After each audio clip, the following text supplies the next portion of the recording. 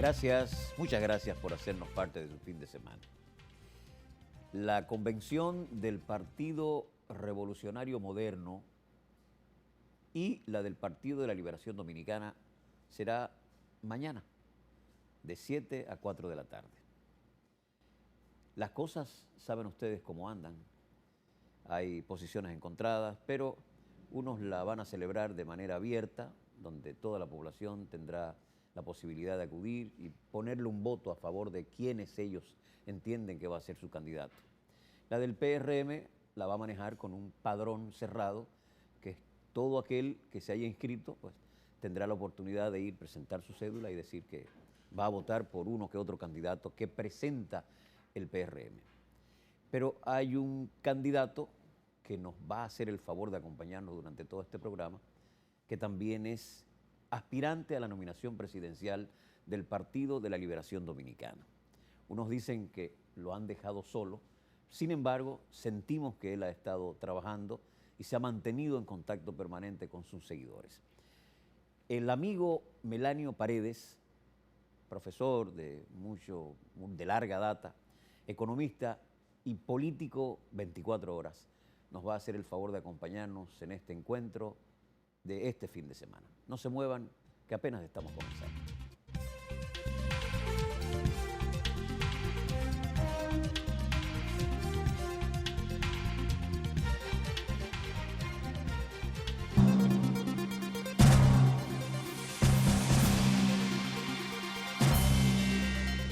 El profesor Melanio Paredes nos acompaña en este encuentro.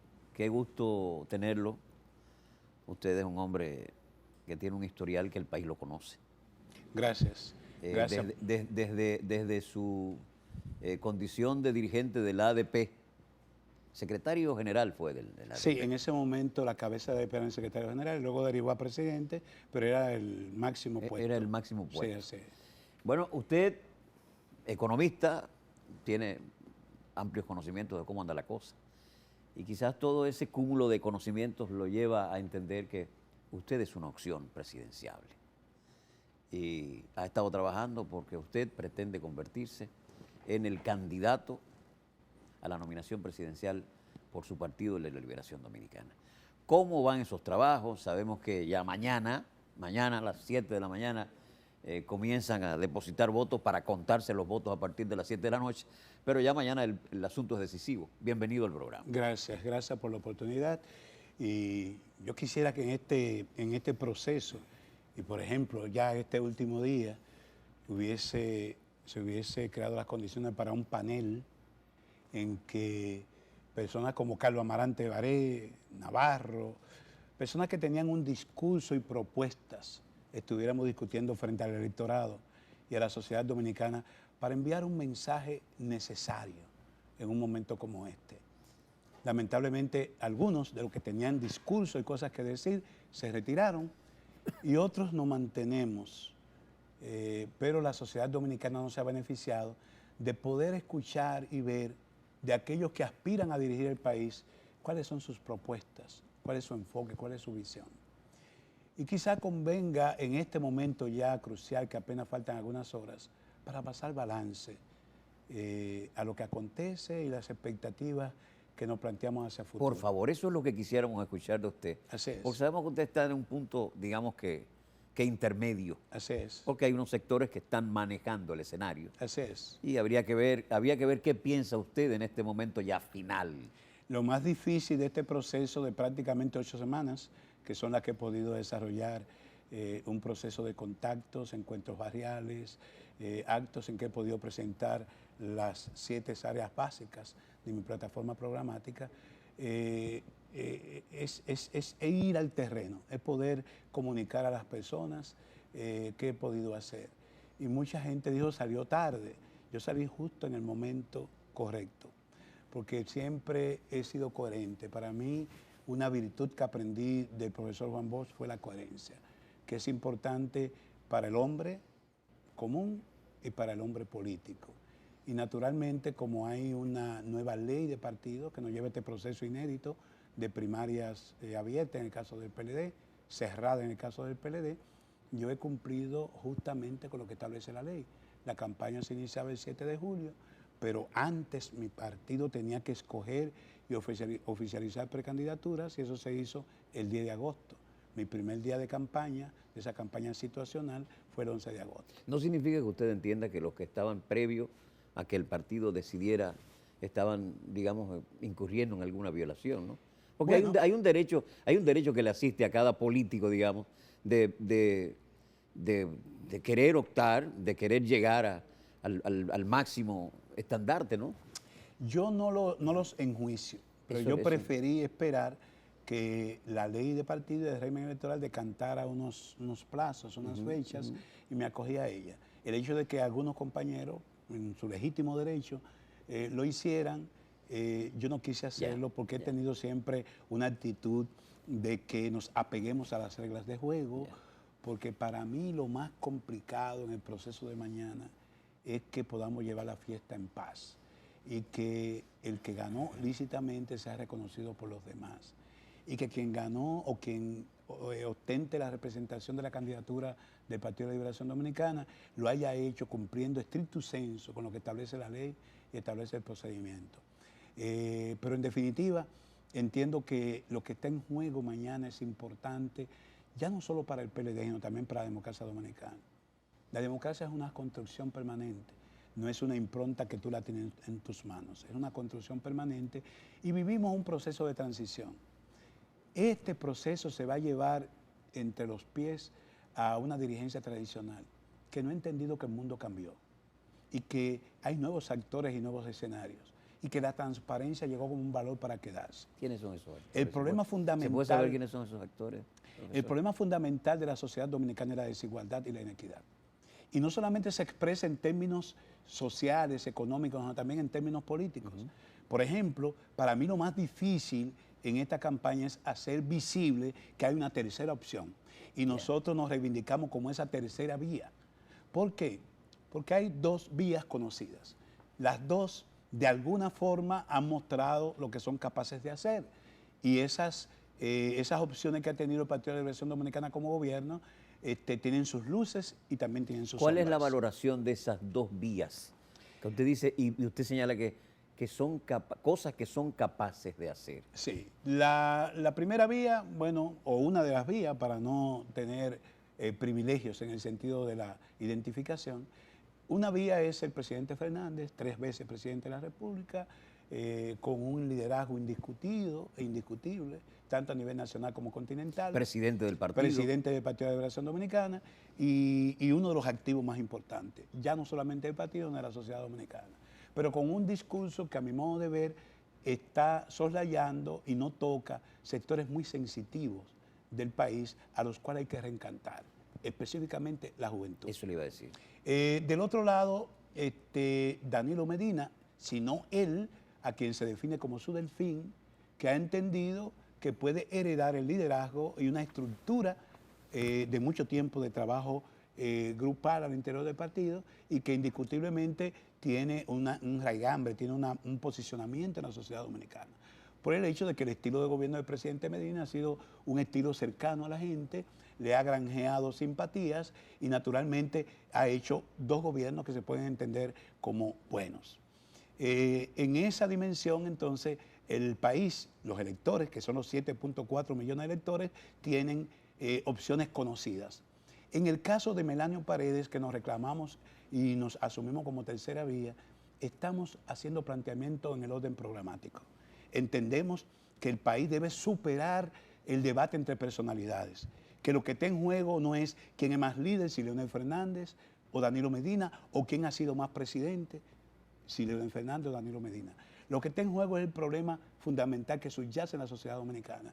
E insisto, es un tema de desigualdad e inequidad. Pero las ideologías, como que hace tiempo, como que pasaron a un tercer plano. Eso es un error. Yo pienso lo mismo, que es un error, pero todo parece indicar que el quehacer político deja de lado las ideas programáticas, ese mismo concepto ideológico que pudiera definir una posición de un partido. Como que ya eso no está. ¿Por qué, profesor? Sartori, Cardoso, todos los que han teorizado sobre ciencias políticas han dicho que los partidos son la mediación entre los poderes públicos y la población. Perfecto. No se entiende que un partido pueda hacer una oferta de candidatura sin que esté íntimamente vinculada a un planteamiento de oferta programática. Yo siempre he dicho que un candidato es una propuesta. Así es el mensaje, es lo que plantea. Cuando yo entro en contacto con la población, cuando dialogo con el dominicano de a pie, le pregunto, cuando un candidato ha venido aquí a pedirle su voto, ¿le habla de sus problemas? ¿Le habla del problema de abastecimiento de agua? ¿Le habla del problema de energía eléctrica 24/7? ¿Le habla de los problemas de seguridad? ¿Le habla de los problemas de los asentamientos y el tema del saneamiento del barrio, de la comunidad? Si no le habla de eso, no es un buen candidato. Profesor, porque en este proceso el actor debe ser la gente, eso, no el candidato. Aquí parece que ha habido un problema, que todo parece indicar que el actor fundamental en las campañas sigue siendo el candidato. Y es un error, y es un grave problema que arrastramos. Pero ¿no será que la sociedad le exige a la estructura política que coloque el candidato en primer plano para que luego la población se vuelque a favor de esa figura que ya lo han conocido? Es que es un problema de modelo. ¿No será? Es un problema de modelo. Y yo te lo voy a decir de manera sencilla. Martin Luther King hace 56 años hablaba del sueño americano y reivindicaba y decía que había una deuda social con los estadounidenses, porque cuando se firmó la creación de la Unión Americana, Jefferson, Hamilton, Washington, firmaron un pagaré en que hacía acreedor a cada norteamericano, a cada estadounidense, de un sueño, que era vivir el derecho a la vida, el derecho a la libertad y el derecho a la felicidad. Yo digo que el ideal trinitario es el sueño dominicano, que los que nacimos en este pedazo de la isla tuviéramos derecho a vivir en libertad y con decoro, con los problemas fundamentales de nivel de vida, de satisfacción de necesidades básicas cubiertas. Su partido ha ido mejorando las condiciones de vida del dominicano, de alguna manera, Sin embargo, y se entiende. Así profesor. es, por eso yo te hablé de luces y sombras. Sin embargo, subyace un problema fundamental. No tenemos resuelto, por ejemplo, el abastecimiento de agua. Este es un país que recibe anualmente 24 mil millones de metros cúbicos de agua que corren por nuestras cuencas. La dejamos ir al mar. La dejamos ir al mar.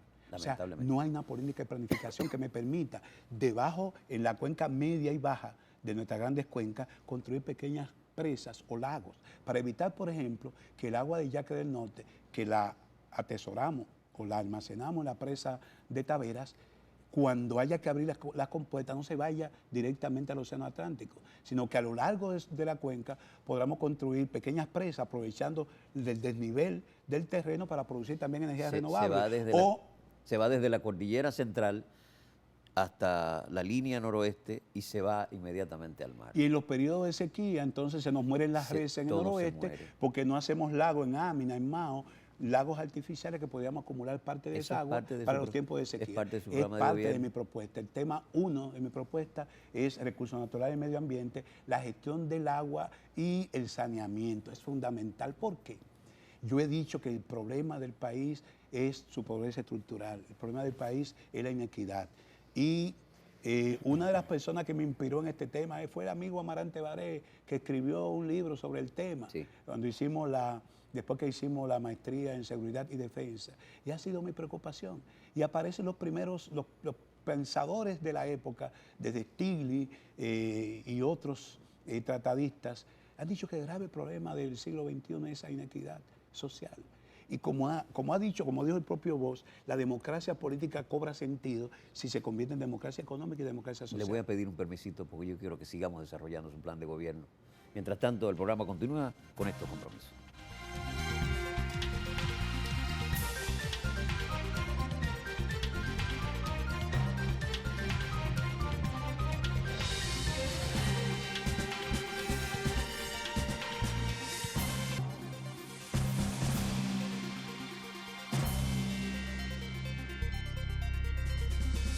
En este encuentro contamos con la grata compañía del profesor Melanio Paredes, profesor, economista, pero político a tiempo completo y aspirante a la nominación presidencial del Partido de la Liberación Dominicana. Ahorita usted decía algo, yo quiero que sigamos en la línea programática de su plan de gobierno, pero ahorita decía usted algo que me dejó pensando. ¿Usted cree que después de todas estas diferencias en este proceso previo al ejercicio que el dominicano va a hacer mañana, después que se concluya con digamos, las votaciones, después que conozcamos los resultados, ¿usted cree que podrán sentarse los actores de su partido en una mesa a dilucidar, a manejar la estrategia para el día después, cuando todos van a ser un solo partido, todos van a tener un solo candidato y todos van a tener un propósito en común, que es darle continuidad al gobierno del PLD? ¿Usted cree que podrá ser después de tantas fricciones? Fue mi primera aprehensión cuando el 9 de agosto organicé mi lanzamiento en los jardines de la Casa Nacional. Mis dudas de que por el grado de polarización y antagonismo que se había creado, al final, el 7 de octubre, todos pudiéramos caminar en la misma dirección. Y justamente mi presencia como una alternativa, como una opción ante esa lucha muy antagonizada de dos sectores, tiene el propósito de unir antes que de dividir, de sumar antes que restar. Y hoy, apenas a horas de ese proceso, yo sigo apostando a la unidad del partido. Tiene que ser un triunfo de cualquiera de los que participamos, un triunfo convincente, un triunfo que esté certificado por el tercer imparcial, que en este caso es la Junta Central Electoral, revestirla de toda la credibilidad posible. He abogado por fortalecer a ese árbitro, porque los partidos se tornaron todos, no solamente el PLD, como incompetentes para gerenciar sus procesos internos. Y si le pasamos a través de la ley este rol a la Junta Central Electoral, todos debemos contribuir a que el dictamen final de este certamen de mañana, que es una suerte de ensayo hacia los importantes procesos electorales del próximo año, esté revestido de la mayor credibilidad posible. No, hay que confiar en ellos. Hay que confiar en ellos. Es determinante eso, si porque es si así, no se confía, las cosas no van a salir Si es bien. así, dé por seguro que Melanio Paredes, independientemente de los resultados, si él no resulta ganador y hay una certificación de ese triunfo, estará apoyando al ganador. Y es importante que cuando hay tres fuerzas no polarizadas, dos fuerzas polarizadas y una tercera que trata de oxigenarse como tercera vía, si dos de esas fuerzas hablan de legitimidad del proceso, entonces eso puede contribuir a lograr la unidad total.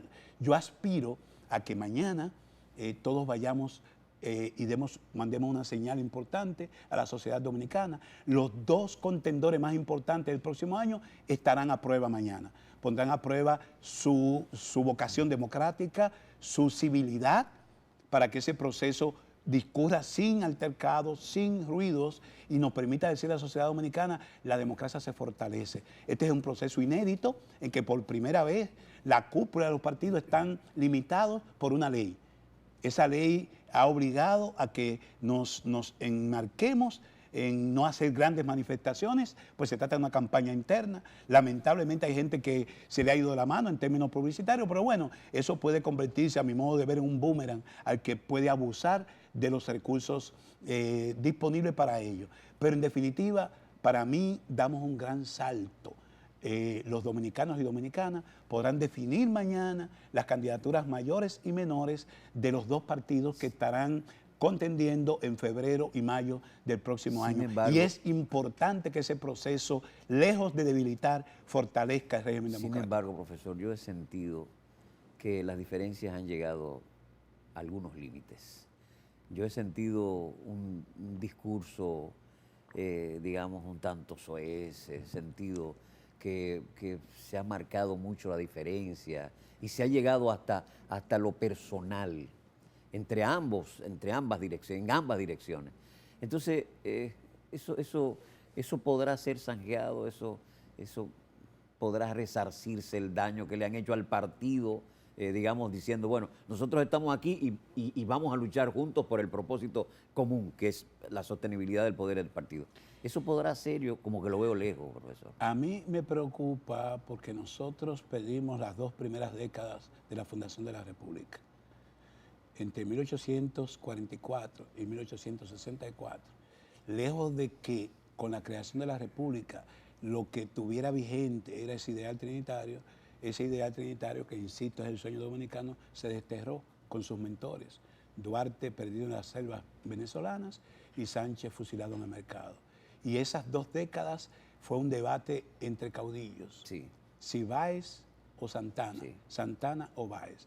A mí me preocupa que en estas 2 primeras décadas de este siglo el debate sea si Danilo Medina o Leonel Fernández o Danilo Medina. Tenemos necesariamente que superar ese lastre histórico de la discusión de personalidades. Sin embargo, hay algo de interesante. alguna forma mañana eso estará sobre la mesa. Y el aporte que ha hecho Melanio es que tenemos que ir más allá. Debe haber vida después de Leonel y después de Danilo, porque el partido sobrevivió a la muerte física de Juan Bosch. Sí. Y nosotros estamos obligados a hacer el recambio desde el poder.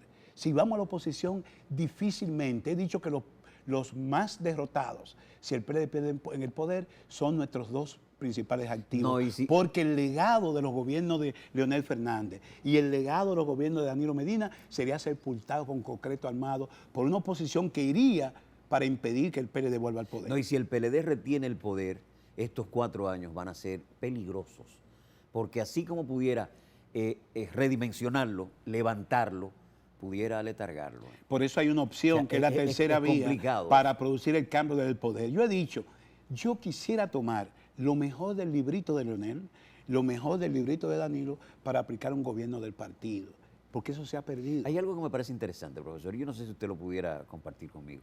Veo muchos jóvenes interesados en la política y en conquistar puestos electivos. Yo pienso que eso es importante. Eso significa que el lenguaje arcaico de la política ha ido quedando en un segundo plano y los muchachos están entendiendo que desde la política se puede hacer un servicio a la comunidad. Entonces, yo creo que en este momento pienso que estamos dando un paso de avance. Y tú me das razón, lo dije. El discurso de los candidatos, uno ha querido hacerlo, pero tú tienes que tener sintonía. Entonces, por ejemplo, yo he recogido un esfuerzo que hizo Amarante, que hizo Navarro. Sí. Mi fortaleza son los jóvenes. Yo estoy caminando las calles y los barrios con los jóvenes y el discurso ha aprendido. Y en las redes sociales tengo un equipo formidable que ha hecho un trabajo. ¿Por qué? Porque es un sector que se alejó de la política, que inicialmente fue que le dio el triunfo al Partido de la Liberación Dominicana. Recuérdate cuando Leonel Fernández en el 96 tiraba la bola al canasto. Sí, sí. Eso generó toda una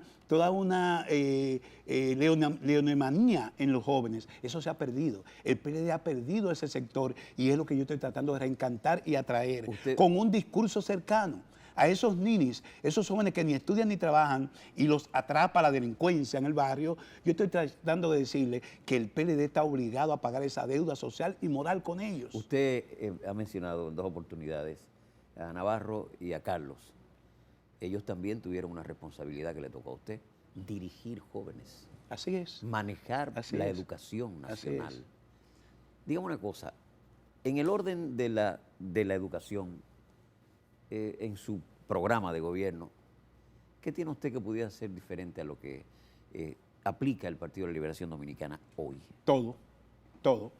Yo hablo básicamente de 7 áreas, quizás no pueda desarrollar ya por Sí, ya estamos espacio, prácticamente sobre el tiempo. Pero básicamente estoy hablando de el tema recursos naturales y medio ambiente, salud y seguridad social, educación. Y en educación, como tú lo has señalado, quizás de los precandidatos que tuvieron antes de retirarse, que mejor conectaron, fueron 2 exministros de educación, porque estamos obligados a hacer. Vemos las expectativas de los jóvenes. Por ejemplo, en el campo educativo yo planteo que la revolución educativa en términos de la calidad, en términos de lo cualitativo, que es indiscutible que el presidente Medina ha hecho inversiones importantes, ya tenemos un sexenio de aplicación del 4%, que habrá que evaluar sus impactos, pero naturalmente para lograr el milagro de los aprendizajes, que los niños y niñas a lo largo de su escolaridad puedan descubrir sus mejores talentos e incentivar los que estén dormidos, hace falta una revolución del aula. Y esa revolución del aula tiene que ver con cambiar la ecología del aula.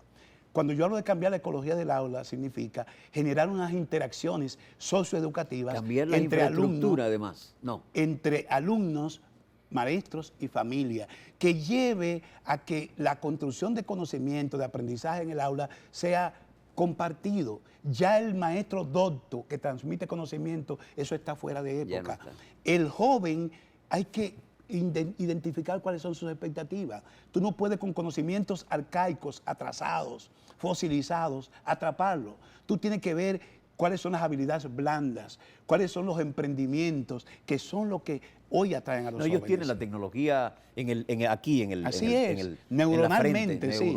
Hay todo eso. Entonces, eso es lo que me lleva a mí a conectar con la juventud. Las profesiones tradicionales están quedando atrás. Ya tú un mecánico industrial, un soldador, no lo necesitas. ¿Por qué? Porque un robot, la mecatrónica, lo sustituye. Entonces tú tienes que ver con esos jóvenes cuáles son sus inteligencias, cuáles son sus expectativas y crear oportunidades para ellos. Tienes que aprender a manejar el robot hoy. Así es. No convertirte en el robot. Así es.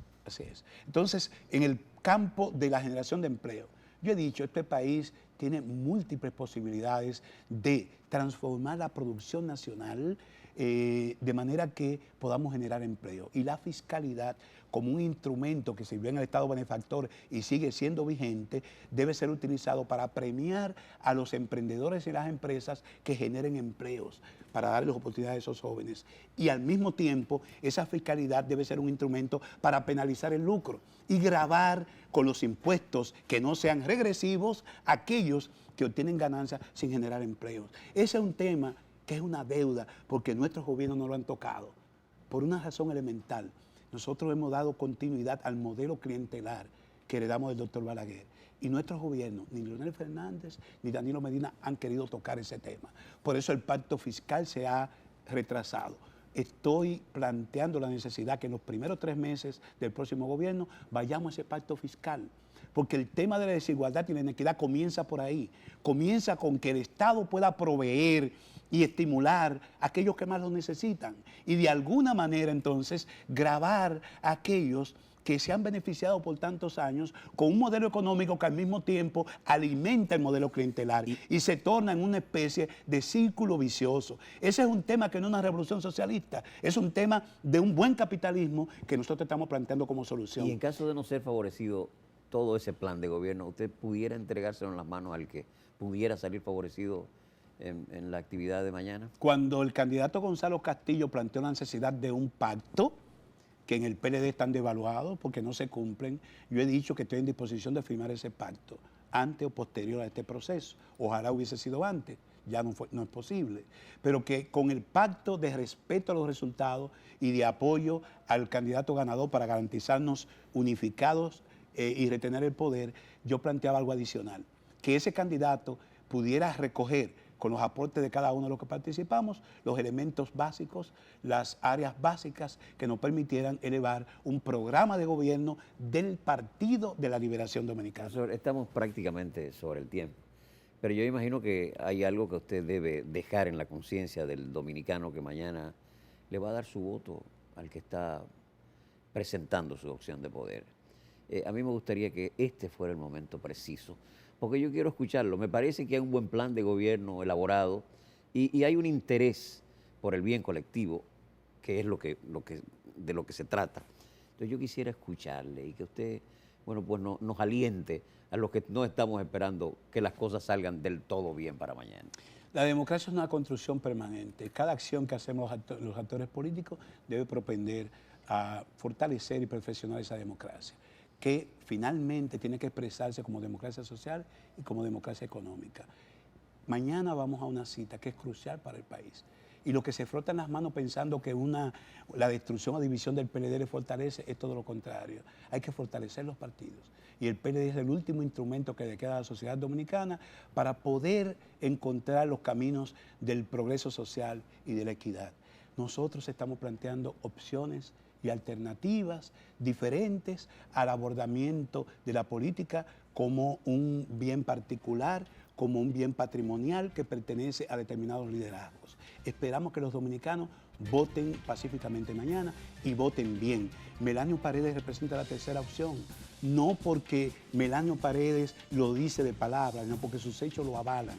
Y entendemos que representamos la posibilidad de que el partido se reencuentre con sus orígenes, retome los principios fundacionales que nos ganó el favor popular y finalmente vayamos unificados al proceso de febrero y mayo del próximo año para retener el poder y poder entregar a la población dominicana todo lo que se espera de nosotros. Profesor Melanio Paredes, un gran placer conversar con usted.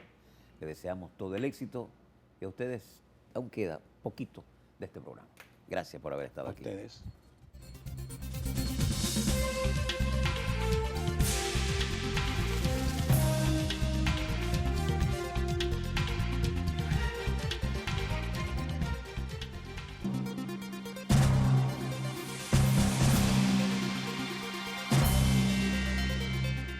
Finalmente quiero hacer una exhortación a la gente que va a acudir a las urnas mañana. Usted también tiene derecho a no prestar su voto porque usted entiende que quien pudiera tener la decisión finalmente es el partido y los seguidores del partido. Y como usted a lo mejor es un ente independiente, usted dirá, bueno, yo voy a dejar que sean ellos los que decidan. Pero si usted entiende que usted necesita que el país cambie su destino o que se enrumbe por el camino que usted lo entiende, entonces usted tiene derecho a ir mañana, a partir de las 7 de la mañana, a su colegio electoral, donde usted está inscrito en la Junta Central Electoral, y depositar su voto a favor del el precandidato que usted entiende que pudiera representar al Partido de la Liberación Dominicana, en este caso que es abierto, y si usted, insisto, es, miembro activo del Partido Revolucionario Moderno del PRM, pues entonces si usted está inscrito, usted tiene todo el derecho de ir con su cédula y decir, yo soy miembro de este partido y yo quiero poner mi voto a favor de tal o cual candidato. Entonces, eso es una condición que usted, bueno, usted tiene toda la libertad de hacerlo. Y yo creo que también es parte de su responsabilidad civil, porque todos tenemos derecho a poner en las manos del país su destino en función de lo que pensamos que puede hacer con él. Yo quiero invitarles a ustedes, la población, los que nos están siguiendo todos los sábados en este programa, a que entiendan que esto es una fiesta, esto es una opción a decidir, una opción a elegir, a poner en las manos del partido el candidato que usted entiende que lo puede representar. Que para nada es un choque de intereses, un choque de titanes, una lucha interna que nos pudiera llevar a ensangrentar en determinadas circunstancias el espacio donde se esté desarrollando la votación.